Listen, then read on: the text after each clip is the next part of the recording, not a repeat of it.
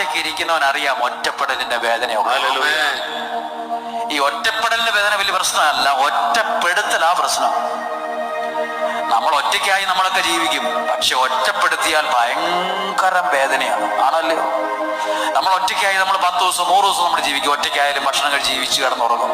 പക്ഷെ 10 പേര് കൂടി നമ്മളെ അങ്ങ് ഒറ്റപ്പെടുത്തിയാൽ നമ്മൾ തകർന്നു പോകും. അങ്ങനെ ആരെങ്കിലും കൂടി ഉണ്ടോ? വിഷമിക്കണ്ട, ആ വേദന യേശുവിനറിയാം. ആ സങ്കടം മറ്റാരേക്കാൾ കൂടുതൽ യേശുവിനറിയാം. സ്നേഹിക്കേണ്ടവർ ചിലപ്പോൾ നമ്മളെ സ്നേഹിക്കൂല, മനസ്സിലാക്കേണ്ടവർ നമ്മളെ മനസ്സിലാക്കില്ല. ആ വ്യക്തി എന്നോട് സുഖമാണോന്ന് ചോദിച്ചാൽ മതിയായിരുന്നു, പക്ഷെ മിണ്ടത്തില്ല, ഒരിക്കലും ചോദിക്കത്തില്ല. നിനക്ക് എന്തെങ്കിലും വിഷമമുണ്ടോ, സന്തോഷമാണോ, സുഖമാണോ, ചോദിക്കത്തില്ല. എന്റെ കാര്യം മാത്രം.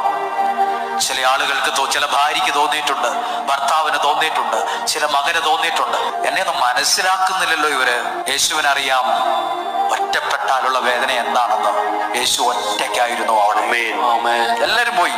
പരാജയമുണ്ട്, സങ്കടമുണ്ട്, വിഷമമുണ്ട്, കണ്ണുനീരുണ്ട്, പക്ഷെ കൈവിടാത്തൊരു ദൈവം ഉണ്ടെന്ന. മനുഷ്യൻ കൈവിട്ടാലും കുഞ്ഞെ ദൈവം കൈവിടത്തില്ല.